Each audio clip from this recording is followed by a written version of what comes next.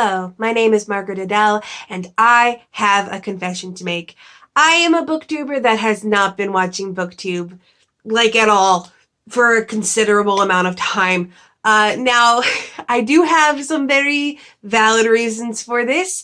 IRL 2021 has not been kind to me, and if you've been keeping up with my channel, you'll have noticed that almost all content outside of indie book reviews has dropped off, and even then, I've only recently begun to start putting out indie book reviews with any normalcy. So, yeah, there's been some reasons, but also it can be very disheartening watching Booktube when you know for a fact that it is very rare that you're gonna ever see a book you've read come up in anyone else's videos. And I have accepted myself as the weird indie hipster of Booktube.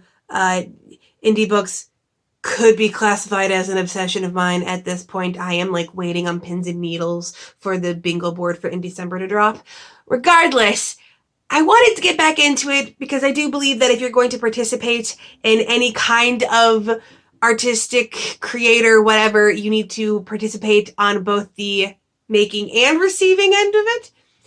And then I remembered this video series that I started on my channel a while ago and I really wanted to continue with, but kind of dropped off, calling out booktubers. This is a series in which I pick 3 specific booktubers every video, and I recommend an indie book to them, either based on tastes they told me they have specifically, or that I've gleaned from watching their videos. It seemed the perfect incentive to get back into watching Booktube, and usually what I'll do is I'll pick some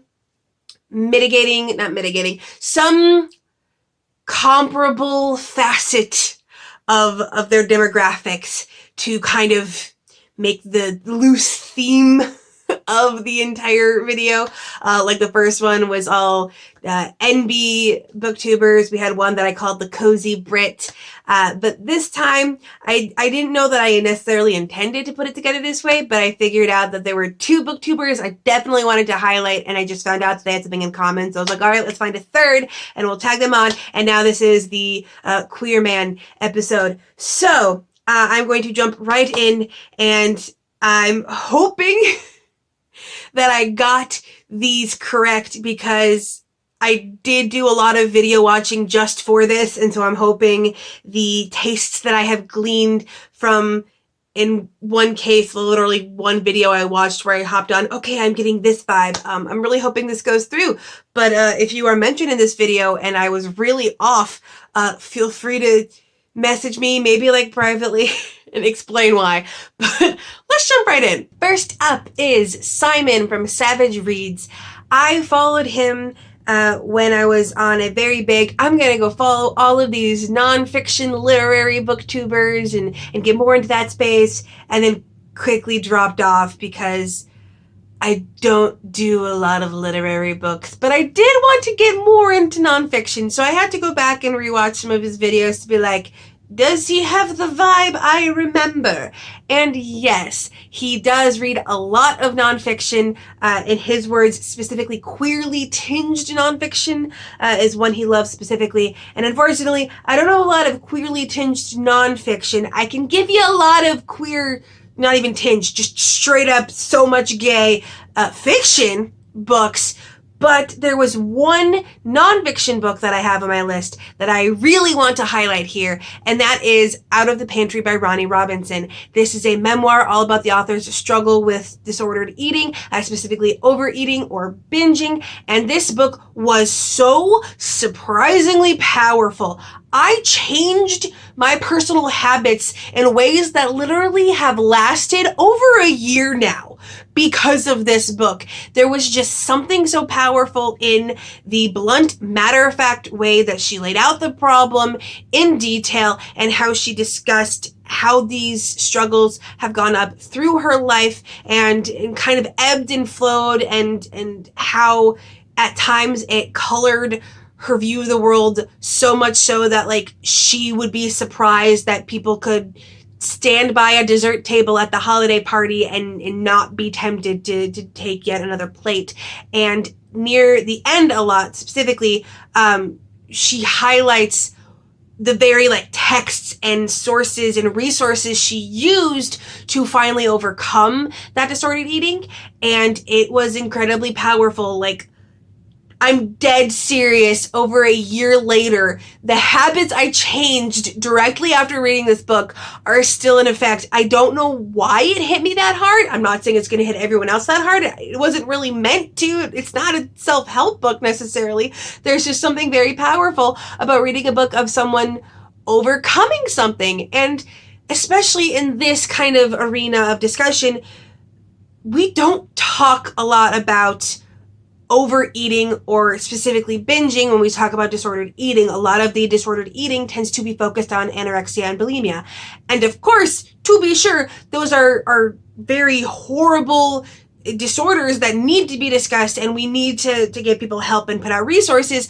But there's another side of it. And so I think for everyone who has disordered eating that goes to the other extreme and would like to see more of what they've gone through, and especially what she's overcome, I think this could be a really powerful one. Now, obviously, there are trigger warnings for an eating disorder. It says it on the tin, but nothing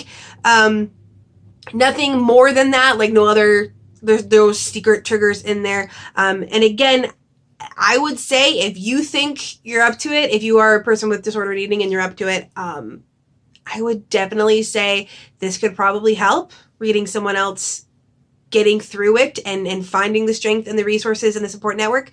But in general, I know Simon really enjoys those really hard-hitting but also hopeful nonfiction books, and I think this one would be right on the money. Up next is Eric from Break Even Books. We have been mutuals online for a decent chunk of time now, and I like his vibe, but I was kind of iffy on trying to pick an indie book for him because his tastes are pretty varied. In a lot of cases, it's easier when I was like, well, oh, clearly this booktuber so much loves this genre above all others, but his actually, you read his most anticipated books and it's everything from a cute rom-com to like a twisted dystopian. So I'm like, crap. So I am going for one that I truly loved because I feel like we have a lot of similar tastes, and I don't get to suggest a lot of dystopian in our modern day and age. So I am suggesting Alethea by Megan Tennant. This is a new age dystopian all about a underground society of basically workers. These are people that have been brought in from the wasteland that has been ravaged by plague. They're basically given numbers instead of names and are forced to do all the work for this glittering city above the ground. And our protagonist, who has always been a little bit feisty, has always fought back against the rules a little bit, finally decides enough is enough. It is time to break free of this. And so it is a very good classic fighting against the evil capitalist vibes, but it does feel a lot more updated and a lot more modern than your, 2010s Hunger Games dystopian-esque trend. It definitely feels like a more, well, I mean, it's new adult, so it's already a little bit more mature than those books were, and it deals more directly with very dark themes. Now, it's not on page specifically, but there is basically forced sex work within the world that is discussed. You do not see anything directly on page. It is referenced, so be aware of that if that is a trigger. But in general, I really loved this book. I might have actually written some fanfiction for it. Don't worry about it. I have my canonical own number now. Megan Tennant literally tweeted on me to tell me it's mine now, so it's fine. I'm not fangirling. But I really enjoyed this one.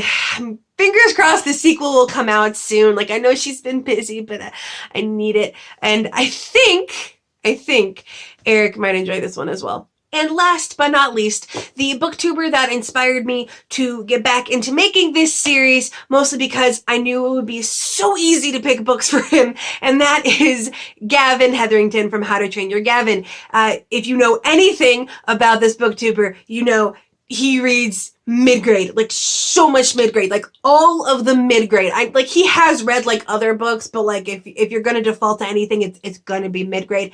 And I don't get to talk a lot about indie mid-grade. It's a little bit harder of a sell because mid-grade is usually for kids, and kids usually don't have the resources to be looking up indie books. But I do have a couple, and because I don't get to talk about them a lot, I'm going to be bringing up two here today. So first up, we have Soulfire by Chaz Harris. This is a mid-grade fantasy, and at first glance, it seems kind of your run-of-the-mill young boy is the chosen one who needs to travel to this magical land that his grandfather told him about in stories, and he didn't think was real, but then, you know, magic starts coming out of the grandfather clock. It's fine.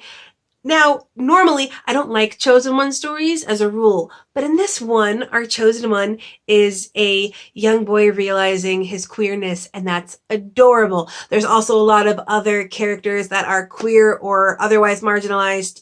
There is a non-binary character, and I believe, if I remember correctly, when I first reviewed this book, I described it as you recognize the recipe, but the ingredients are new, or something to that effect. It is a very classic mid-grade tale that you will recognize instantly. However, the characters are very new, fresh takes in the genre, and so I gave it, I think, a lot higher of a rating than I probably would have otherwise, and I highly, highly enjoyed this one. I definitely think the word needs to get out about it because queer mid-grade specifically is so rare, and the romance in here is so adorable. I love it so much. And the other mid-grade that I wanted to discuss here today is Big Island Middle School by Ketki Parande. This is essentially modern sideways stories from Wayside School. If you remember that book series of just the weirdest short story collections, all taking place in this weird school where they accidentally made it way too tall instead of long, and you know, you had Mrs. Zars on the 19th floor teaching the perfect class of children, but there is no 19th floor, there is no Mrs. Zars. Like that vibe, that is this. This is all about a middle school that was built on an island. The problem is that the island was only just big enough to fit the school. So now if you accidentally take too many steps outside the door, you will plop right into the water. And I love it so much. It's got that ludicrous comedy meets fabulism nature to it. And of course, like I mentioned with Soulfire, because it is very modern, you have a lot more different identities. The book is ran by an author of color, and it's just so much fun and fresh and a really quick read, and there's mixed media involved in it, you know, little forms that have been filled out. If you read it in ebook form, there's actually like links to videos that are canonical in the world. Like the author went to all the work of making a video for it. It was just the cutest thing. So if you've ever loved that kind of short story weirdness from your mid-grade days, I would highly suggest this one. It was so cute. And there we have it. Not a terribly long list. I probably should have talked about some of the books more, but my phone only has so much storage. Regardless, I had a lot of fun doing this, and I do want to get back into watching BookTube more regularly, even if it's just to plot how to get more people reading indie books.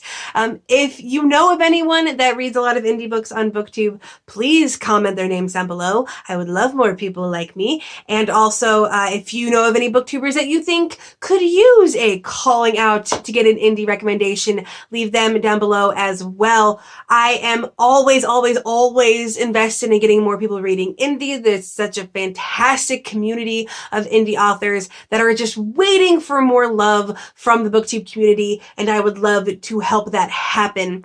Regardless, with nothing else to say, I hope you have a wonderful day and a marvelous tomorrow.